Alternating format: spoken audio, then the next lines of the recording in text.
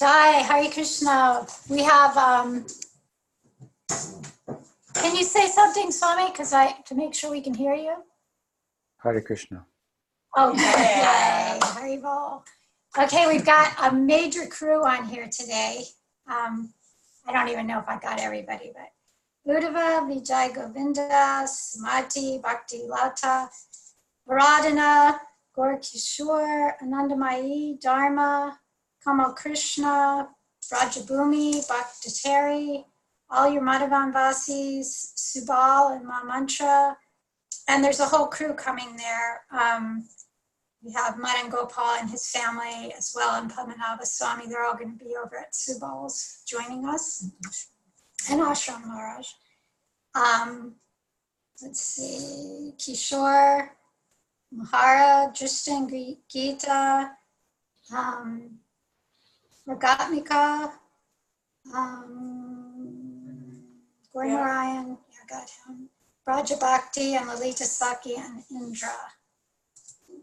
And everybody's just excited to see you. And Chaitanya Charan is also on, okay. Do you want to give us a little update? Well, good morning to everyone, or afternoon, and wherever you are. Good evening, perhaps, but nice to be with you. All is well here. We made some nice improvements on the dairy here at our Goshala. We're very happy about. And here at Adari, I'm in Northern California. And I am still writing my book. I have about 7 more chapters. Oh, boy. Keep adding.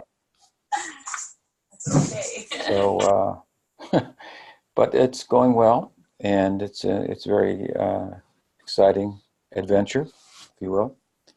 So I got some initial drawing from Mahavir back of the artwork that we want to use for the cover.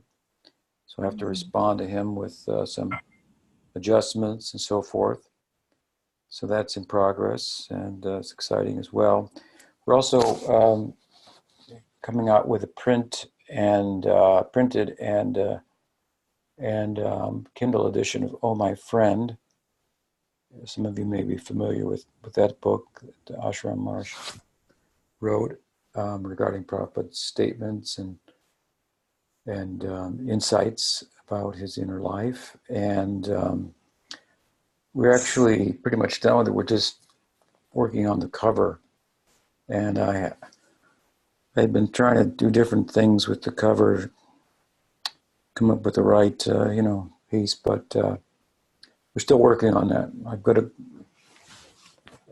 I was thinking of have someone do some artwork, but I don't know if that's now the best idea. But anyway, so working on that. That should be out shortly. That'll be nice. That's been available in the digital form for a few years, but I don't think it's been that widely circulated. So it's a very great, very, very nice book. Did you sell them as a companion? Pardon? Yeah, it's a good companion. Yeah. Make one of them a free if you get this book. Sign up for this. Sign up for maybe we should hire you for marketing. Yeah. We need a marketer for Gaudiya Darshan. We're getting all the books available up to print on demand and Kindle books, but we need somebody to market them. Mahara and I are finished. You said I was finished. She's finished. Is that what you said? We're just relishers now of the books. She would have been devastated if you would have signed her up for the job.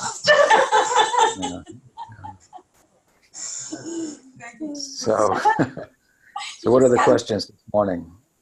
Yes, we'll start with Kamal Krishna. He has a question. I'll unmute you. Good morning. Good morning.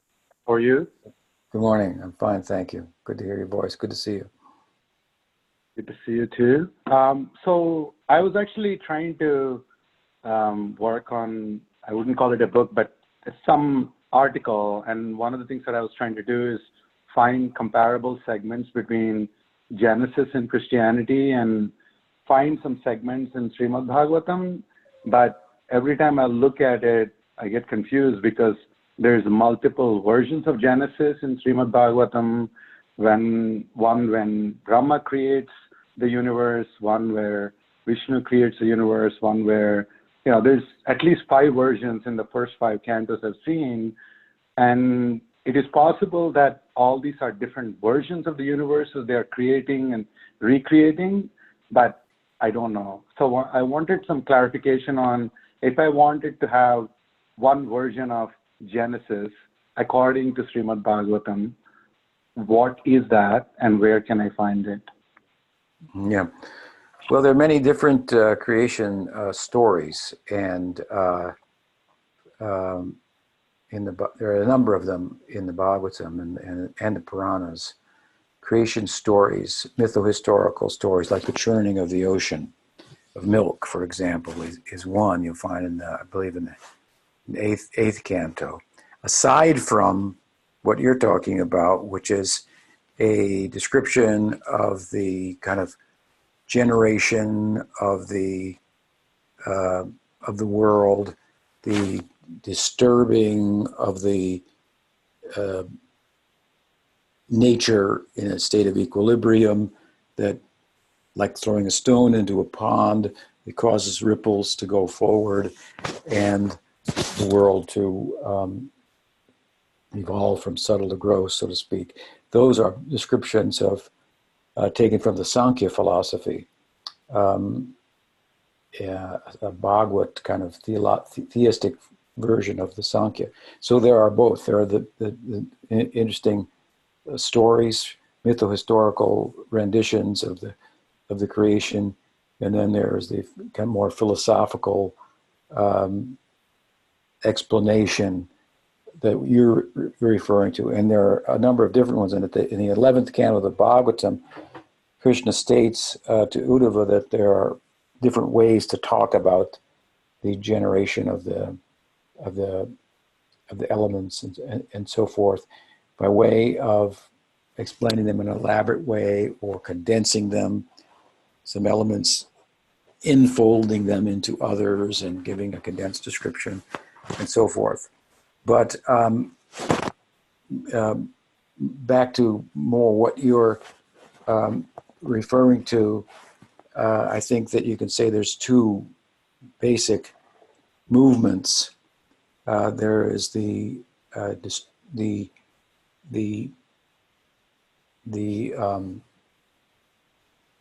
kind of impregnating would be the metaphor that's often used, the womb of material nature, by the glance of consciousness from Vishnu, that takes an inert substance, achit, and that consciousness connects with the subtlest form of matter that has the capacity to reflect consciousness. And then the elements start to evolve and the gross world comes into being. So there's the original kind of Vishnu's impregnating nature, and then there is Brahma. After that's already been done, Brahma's work of like organizing, that's the secondary creation. So there's the primary and the secondary. And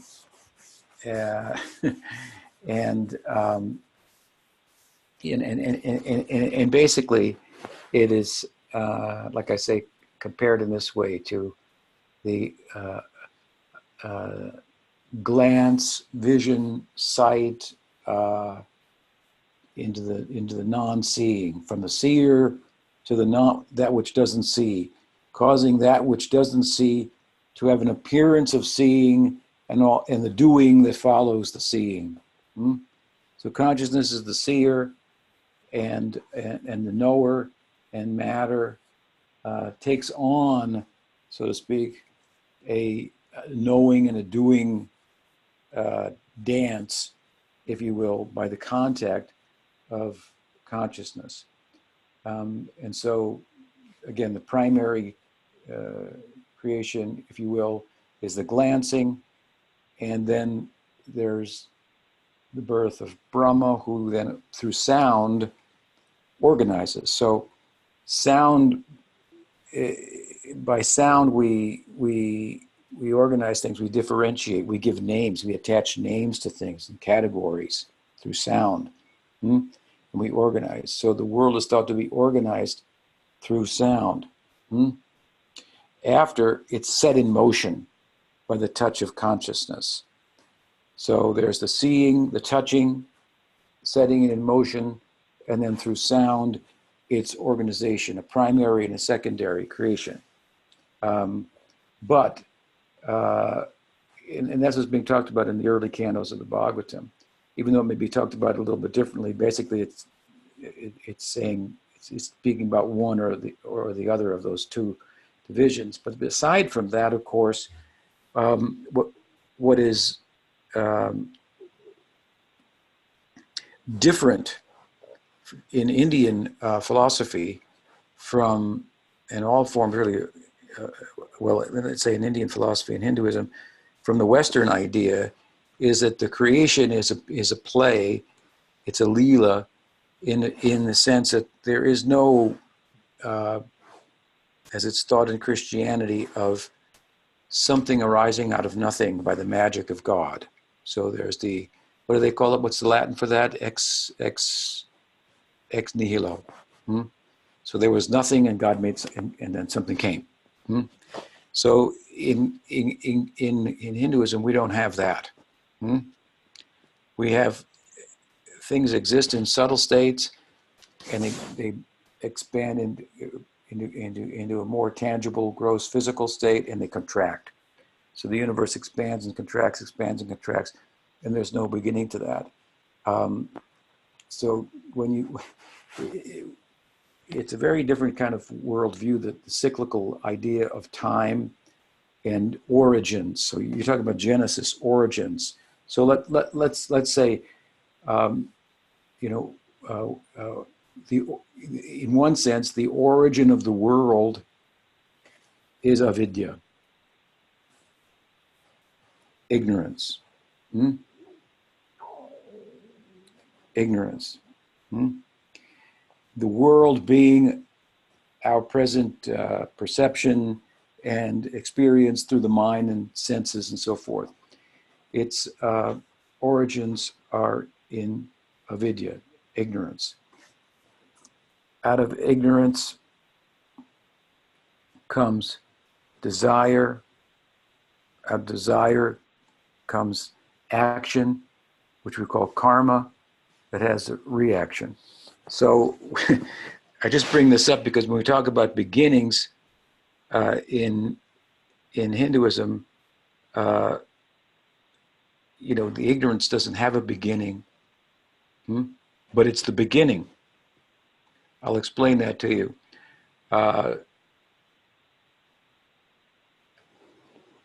We say that karma has no beginning.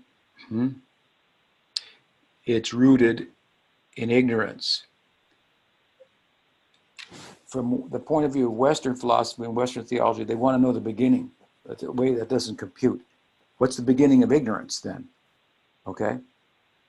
If we're suffering because of ignorance, which gives rise to desire, and then the action that has a reaction, the action of attachment from desire has a reaction. So we're suffering because of ignorance, we can say. Okay? So then we want to know what's the beginning of ignorance? So you tell me, what's the beginning of ignorance? Let me ask you a question. Do you know Swahili? No. Lack of knowledge is the beginning of ignorance. Okay? So you don't know Swahili. Do you know Russian? No. So are you ignorant then of how to speak the Russian language? That's correct. When did it begin? Yes, I'm ignorant. When did that ignorance begin? I guess at the beginning of my life. The answer is it doesn't have a beginning. Ignorance doesn't have a beginning. When did I begin to become ignorant of French? When did I begin to become ignorant of astrophysics? When did I begin to become ignorant of geography? I was ignorant, and I began to know. So ignorance has no beginning. So when we say ignorance has, everything arises out of ignorance, the world as we know it, particularly the world of suffering and so forth, it's rising out of our ignorance. When it's asked from the Western point of view, when did ignorance begin? We say, well, ignorance doesn't have a beginning. That's its nature. So those are just some thoughts. Okay, so you have Bible, you have the Christian idea of, I guess, Genesis in the Garden of Eden, right?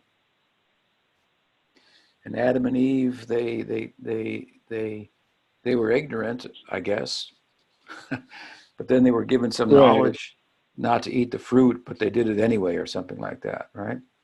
They ate right. the The apple. Genesis basically the God creating universe and earth in 7 days. Like first day he creates the sky, second day he creates earth, third day he creates water. That's what I was looking at. But you're right. I think the best part of this conversation is universe was always there.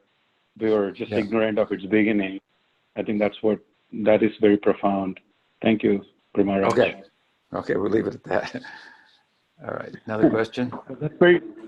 That's almost, somewhat surreal and philosophical as well. Thank you. Yeah, so karma begins with ignorance, and ignorance has no beginning. Simple. And the world is karma. That's what the world is. Yeah, that's very profound. Thank you. The interaction between the self, the conscious, the seer, and that which is seen, the interaction between the two. The glue that puts them together is called karma, and its basis is ignorance, and ignorance has no beginning. What else? Another question?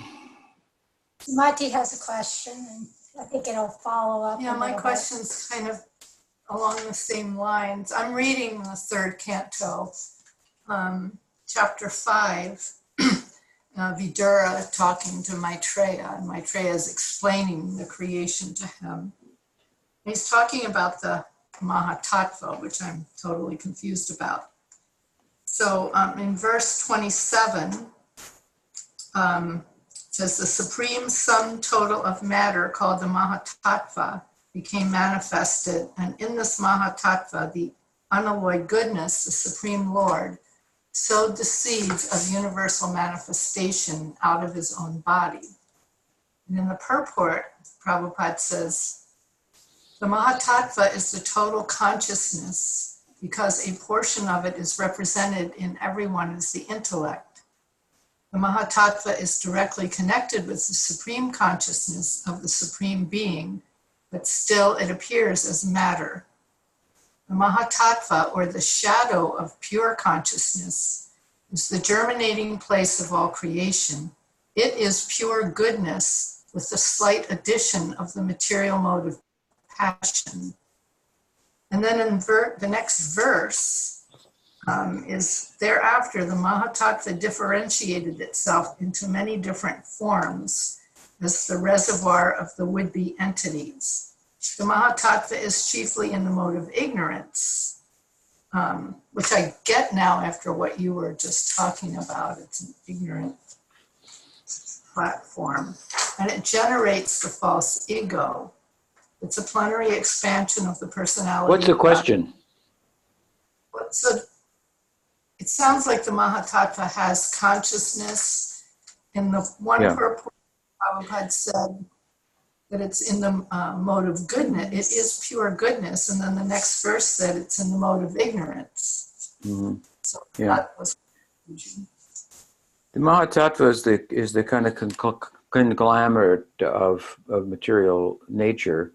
And it's like a macrocosmic manifestation of what we call chitta. So chitta is an aspect of the subtle subtle matter, psychic matter, and it's represented in each individual. So the Mahatattva is represented in each individual as his chitta. Prabhupada says intelligence, but I think he means chitta there. And chitta means it's like if there's a sound and you become aware of it, that's chitta. There's a sound. With buddhi, which is then discrimination, I determine it's the sound of a flute. Then the other feature of my antakarana, or subtle body, or psychic matter is manas, which is the seat of desire. So after I'm aware of the sound, and then I determine with buddhi what the sound is, then with my manas I determine whether I like the sound or I don't like the sound. I like it, I don't like it. I accept it or reject it. And all this is awareness and this discrimination and choosing, liking and disliking is all connected with a sense of identity, ahankara. So chitta, buddhi, manas, and ahankara, these are the constituents of what we call psychic matter or subtle matter. But sometimes they're described in a general way by the word chitta. And sometimes chitta refers just to the chitta feature of the subtle body. Just like sometimes we might say mind in English, but we're referring to the entirety of the antakarana, which has these divisions. So there's, as I say, and I said earlier to Kamal Krishna, there's different ways that it's talked about in abbreviated forms or in longhand, shorthand or longhand. But basically, this idea of consciousness means, again, as I was saying earlier, this capacity of subtle matter to reflect actually consciousness proper. So consciousness proper is completely spiritual, but there's an aspect of matter that's so subtle that it can reflect, just like a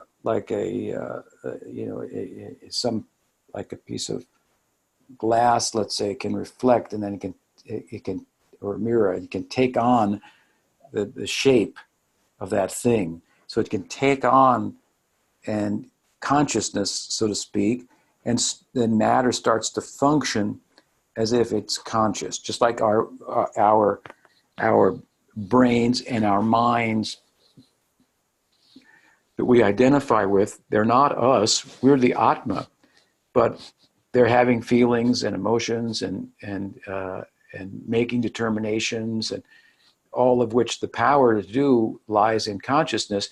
But consciousness is lying in the background, kind of asleep, kind of dormant, and the world has been activated by the touch of consciousness. Just like when you turn on your television, it goes on, or you turn on the screen and there's this big screen, and then all of your attention goes to it and what's going on there. It couldn't happen if it wasn't turned on, but you can lose sight of the fact that you turn it on and get absorbed in it, so to speak. So such is the situation in our material life. So the Mahatattva, anyway, is this conglomerate, and in its most subtle form, then it takes on this consciousness, and then the other elements begin to evolve from there. And similarly, microcosmically, our gross body evolves out of our subtle body. So sometimes we can look at the subtle body as the chitta.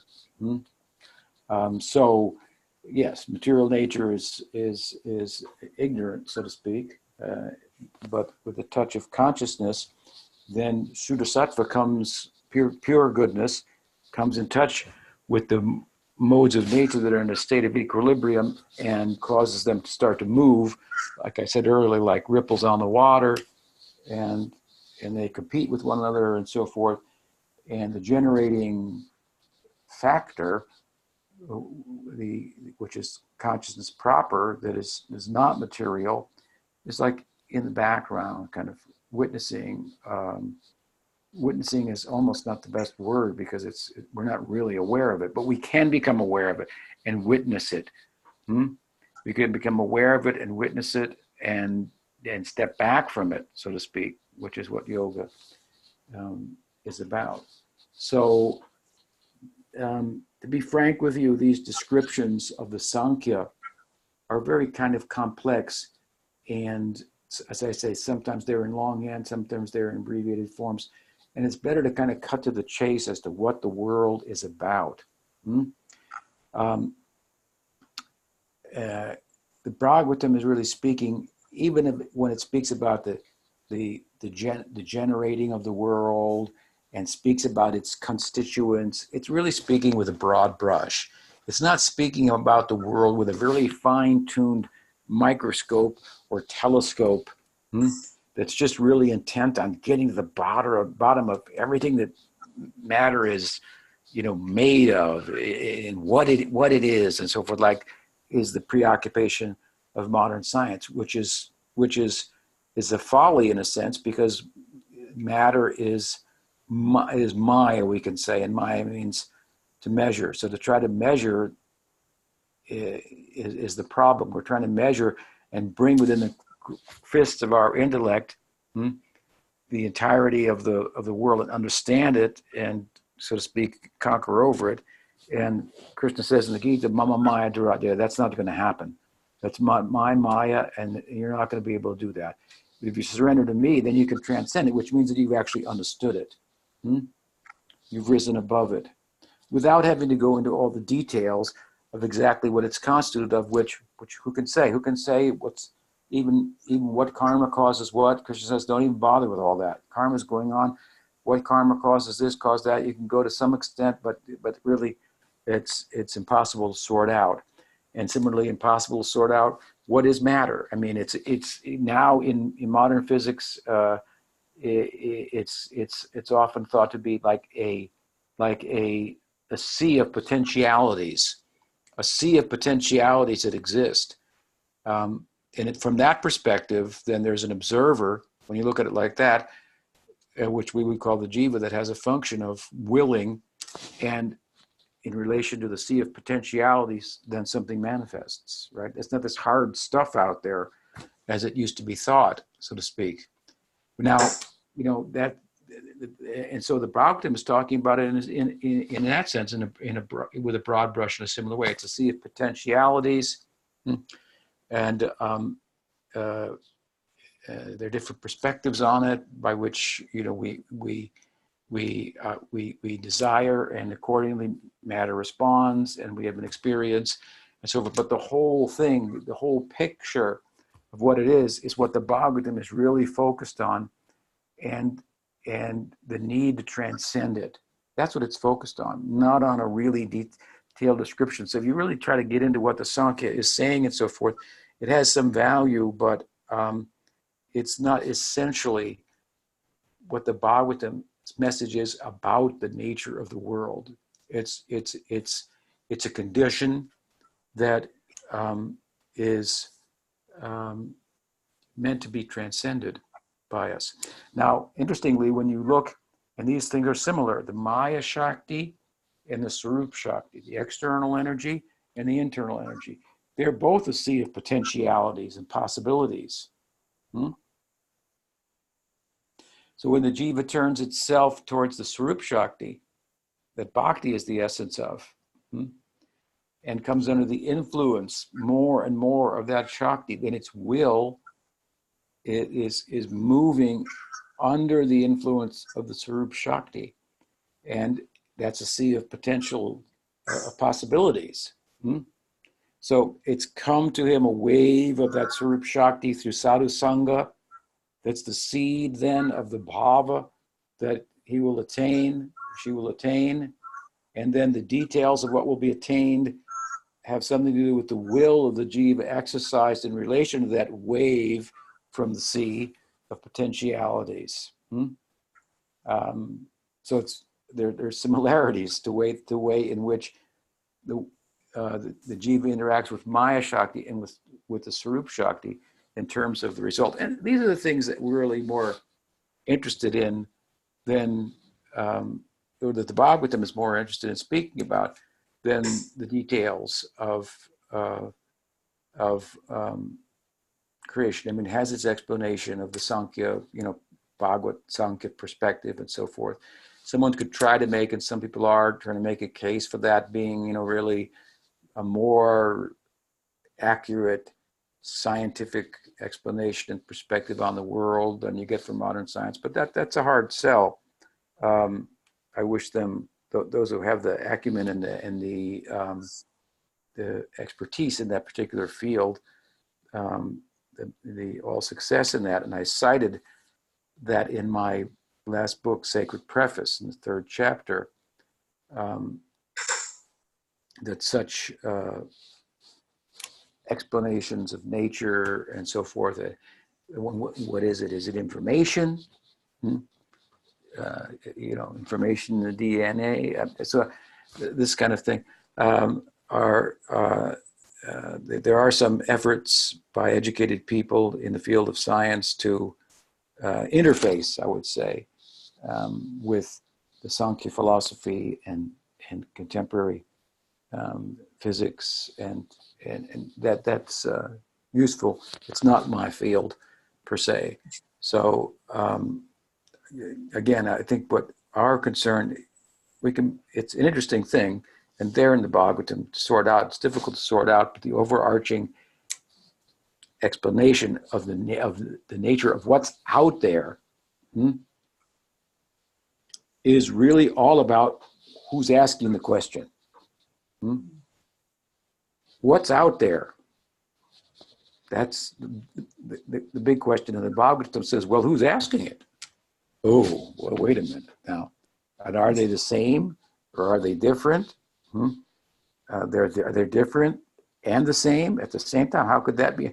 And so forth. And it goes into that, and then speaks about the world in such a way that will be turned. Speaks about what's out there in such a way that will be turned as to who's asking the question, and what that's all about, what that observer is all about, and what it, and then moving back. So the whole idea of yoga and spiritual practice, moving back from what's out there, moving back from it, and even describing it to be more like who's asking the question than not. When we talk about, for example, matter as a sea of potentialities, a sea of possibilities and ideas, it starts to take on more of a subjective character than it takes on an objective character. It's kind of an idealism, but not a radical idealism, where there's no matter, there's only ideas. There's ideas in relation to this sea of potentialities, and then they can become concrete of sorts. But its nature, matter, is more subjective-like than it is objective-like. So this is the whole emphasis of the Bhagavatam. And the more we look at something as being subjective, the more difficult it is to get an objective grip on it. Hope I'm not losing you here. Objective and subjective are two big words that have a lot of different meanings. But we're a unit of subjectivity. And I'm saying that the world, the objective world, is more subjective than it really is objective, because its whole source is consciousness. Consciousness is behind it. Prabhupada has said things like this, all consciousness. That's another way of looking at it. So sometimes we even attribute consciousness to, Maya Devi and so forth. So the whole emphasis of the Bhagavatam is on the subjective, and then the possibilities in the subjective world, where then we have now, through the influence of bhakti, which is like the shakti that moves the internal world of Leela, coming under that influence, then we have different possibilities of Leela, different experiences of the same Leela, therefore different explanations of it, different windows of possibilities, even different sampradayas with different experiences, based on that sea of potentiality that the Swarup Shakti, the internal energy, is is constituted of. So this is what the Bhagavatam's really all about. It's about you and your potential to connect with your source, which is the source of matter. I mean, matter is there. The Maya Shakti is there. The Swarup Shakti is there. The Jiva Shakti is there. These are energies of Krishna. They have no beginning. They exist. They're parts of him. He's all spiritual. So they're all spiritual. You could say, even though we say one is material. That's just a way of kind of talking about it. In the example I've given of the fire, there's smoke, there's sparks, there's heat and light, and there's the fire, which in this example is all those things and more. Heat and light is the illumination, the knowing, and the feeling that's possible in the spiritual world. Sparks are the jivas. The smoke is the objective world. It's smoky. It's not clear what's going on there. So to get some clarity on that, we look within to the seer. All right. Anyway, getting off on a tangent, but I think that's my underlying question, and I really appreciate that. Okay. Glad I could help. What else? Kishore, unmute yourself. Haribol, Jai Guru Maharaj. Jai, Short Krishna, Haribol. I've been thinking about the Archa Vigraha of Mahaprabhu, where he has his left hand out and his right hand reaching up. And so I was thinking about how, as Bhagavan, he is in that bhav, he often shows mercy in the Leela. And in the bhav of a bhakta, he often is more internal and looking for mercy. And so I was wondering in that sense if we could see the Krishna in him in that Archa Vigraha as reaching out, and the Radha in him as reaching up.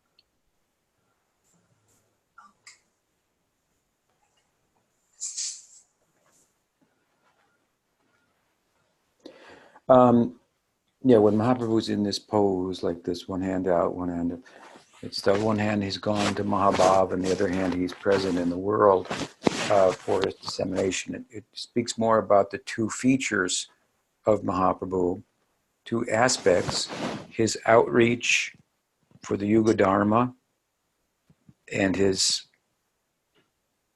internal reason for descent to pursue the bhav of Radha.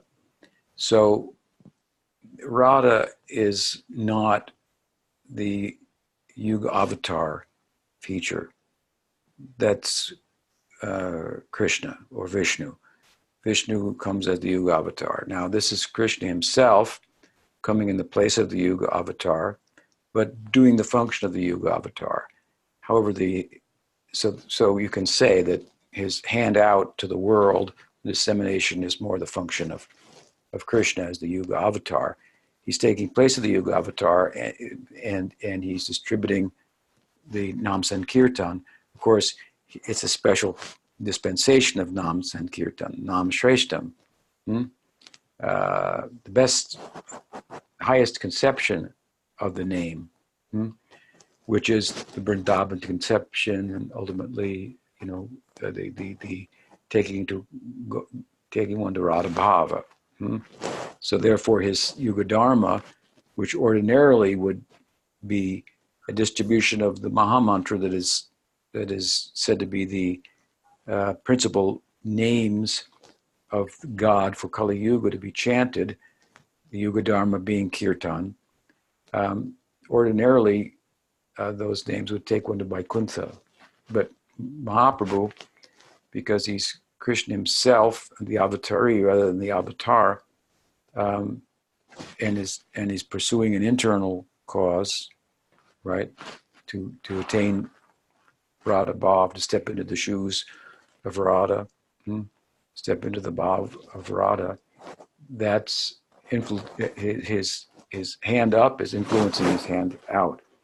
And so while he's going out and doing the Yuga Dharma, people aren't going to Vaikuntha as a result of it. They're going to Goloka. And in the optimum, you can say they're going to the closest thing that one could get to Mahaprabhu's own experience of Radha Bhav. That's the type of Madhurya Rasa, sometimes referred to as Bhavulas or Manjari Bhav, that is emphasized in Gaudiya Vaishnavism. So in that sense, I think you could see one hand as more related to Krishna, the other more related to Radha. Does that help? Yeah, it does, Guru Maharaj. I appreciate how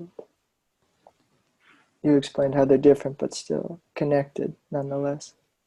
Yes, yes, yes. What else? Another question?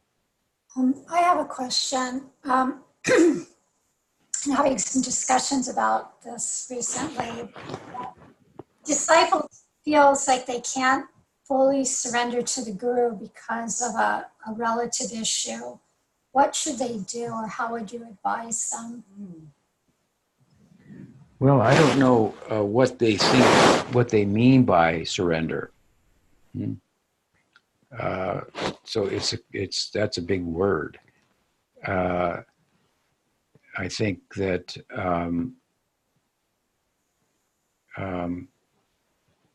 but what it means is to surrender to the teaching of that Krishna, Mam Ekam Sharanam.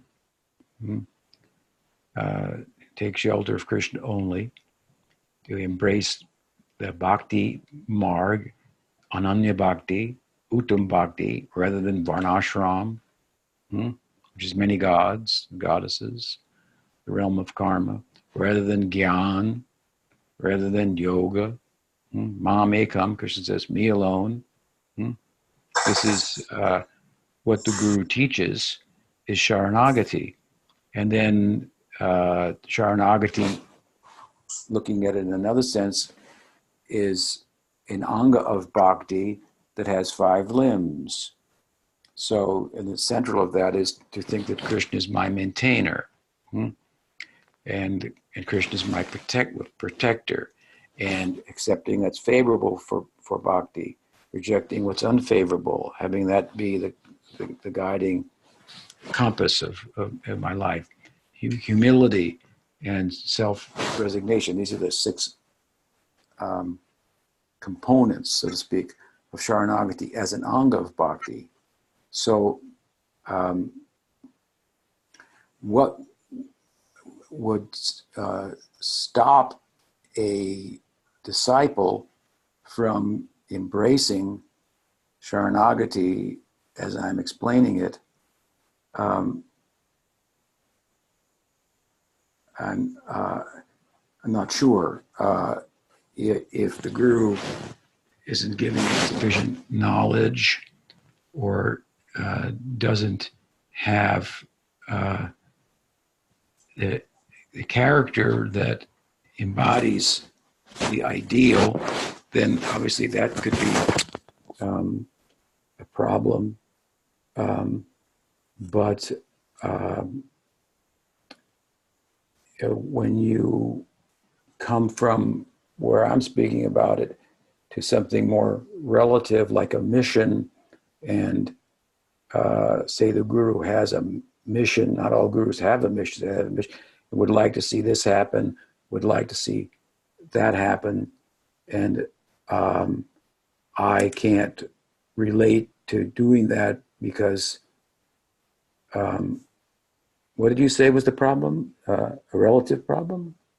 Well, that they're not able to fully surrender because of some relative aspect of the Guru, like a mission or something. So.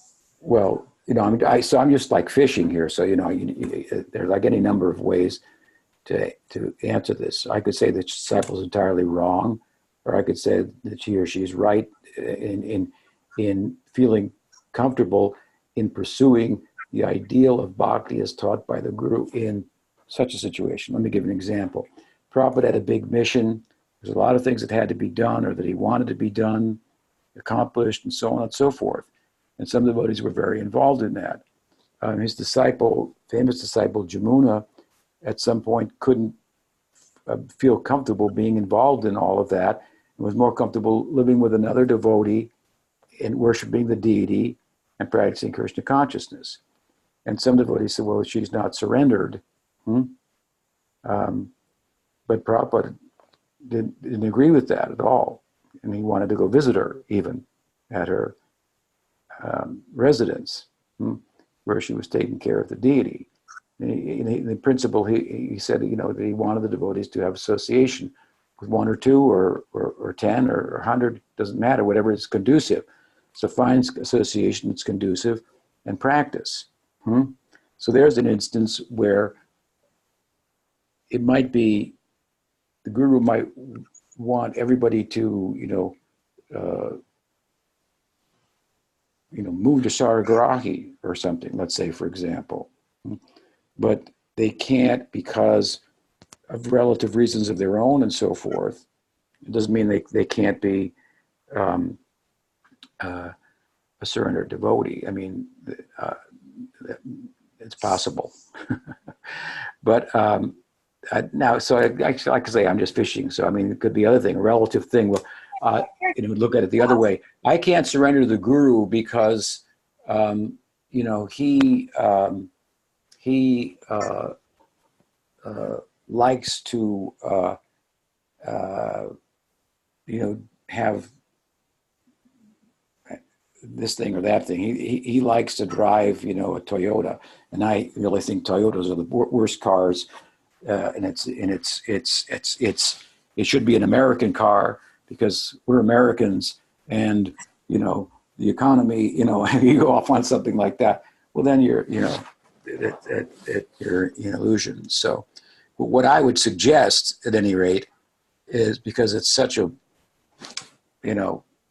it's difficult to answer the question without the details, is to tell such devotees to speak with their guru about the issues that they're having, which they think are getting in the way of their surrendering, whatever they think surrendering means. Maybe they don't even have the best idea of comprehensive idea of what surrender means, and maybe what they think is a relative issue is not what they think it is, and so those things should be discussed. And I think I don't want to discuss it because then you got that's another problem. That's probably the cause of a lot of the problems. They don't bring it up. They don't discuss it. So that's best I can. Yeah, and just one other aspect, like I really appreciate how you talked about Sharma. So when the aspect of doing what's favorable consciousness, that also seems to be a very relative thing, because for one person, and to determine that what's actually, good for, that's something that the disciple determines. Like if I, go to Mangal Artik every morning and then I'm tired all day, that's not favorable for my devotional service. Yet my guru tells me to go to Mangal Artik every day. So that's maybe a psychological question you don't. Then you bring it up to the guru, the guru says, do this. And then you bring them and say, well, if I do that, I'll fall asleep while I'm driving my car home. Then he'll say, well, don't do that then. Do something else. It's people, the guru's not a nut, he's practical. She's practical. This is a general idea. Go to Mangal Artik, it's good. These are all the reasons. But I go, Guru Maharaj, and then I fall asleep when I try to drive home. And then I just drove off the road this morning. He's going to say, well, then don't do that. Then sleep, get more sleep, and compensate for it in this way or that way. there's many ways to enter the house. You know, you can go through the front door, the back door, the window, through the chimney. Hmm? Yeah. So there's all kinds of ways to, you know, to do that. And it needs to be, you know, brought up. And I saw Prabhupada, things that were brought up to Prabhupada, devotees couldn't do. He said, well, yeah, they do it like this, you know, and everybody else thought, you got to do it exactly like that. And then Prabhupada would surprise people and say, oh, well, then, you know, for you, do it like this, you know. You know, that kind of So I appreciate that. Yeah, no, it's discussion is required. And of course, you know, I mean, people have to be honest. There's no remedy for that. People are deceiving themselves. Well, what can you do? You know, if they think this is better for my Krishna consciousness, but it's not showing up as such, then the guru could say, well, you may think it's better, but really what's happening is this. You know, so. yeah, I think And before devotees come to the stage of nishta, well, then there's going to be all kinds of problems for them. Yeah. All kinds of problems for them. It just, yeah, it seems like in Prabhupada's mission, yeah, the whole thing, if you didn't go out on book distribution, then there was, you know, you're not surrendering. And, you know, it was like, and Prabhupada tried to set that straight on several occasions when devotees would, what's the highest thing? What's the most surrendered? You know, and so it's similar. It happens, I think, in every group that there's, you know, going to be some people that are waving the flag that this is the only way to surrender. And then that causes, what I see, it causes a lot of, you know, schisms and bad feelings. And that, you know, we definitely saw that with Prabhupada's mission. You know, or just becoming a grihasta or a household, you know, or a renunciate. And, you know. And also with regard to projects like, you know, like there, for example, Sharagrahi, sure, I'd like, you know, so many devotees to live there. They can't. But that doesn't mean they can't support it, participate in it. I mean, from wherever they are, and they should. And that would be good for them. I mean, the householders, for example, they have to make a living, so they should donate for a Krishna conscious cause. In this case, I think the Sharagrahi is a good cause, so they should donate. If they don't want to donate, because they let them come up, they'd be hard pressed to come up with a better way to spend their money for Krishna consciousness. So they should give, you know, happily to such a project that they can't live there, just to give. So that's just another way of, like I said, there's more ways to do it than not. Right. But if they don't talk about it, then, you know, I mean, this is a ridiculous question, what you asked. It's actually a ridiculous question. I feel that I can't surrender because of some relative something with the guru. Well, then talk to the guru. Oh, no, I can't do that. Well, then you're, you know, what do you think this is? You know, a one-way street? Just talks? Because people don't ask the question to the guru. They don't come to the guru and ask that question. So I'm hoping that maybe God helps him who helps himself. That's right. You got to ask questions. That's what we're doing here. Right? There wasn't a Parikshit Maharaj. Despite Sukadeva Goswami, there wouldn't be a Srimad Bhagavatam, at least not in 18,000 verses. So if you don't ask questions, then you're not listening very well. If you're not even hearing, well, how can you chant? So, you know, the question should be asked, and you know, let's not ask them in these broad like terms. That it should be specific. What's the deal? What's the problem? Bring it up. That's how it should be approached.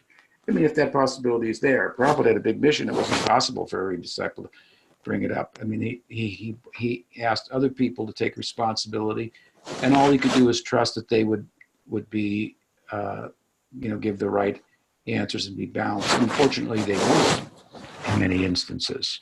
But that was a huge mission, and he was all over the world. You know, so most most disciples are not in that kind of a situation. And for me, I mostly speak about the philosophy, so I expect the disciples to learn it, to read the books, and and is that hard to do? Then do that. Anyway, we're getting a little extended here, so Yeah, so time is up. So okay. are we good for next week? Yeah, I hope so. Yeah. Is it next week? First of October? No, it's the last Oh, week. okay. Okay, well, thank you so much. Okay. Haribol.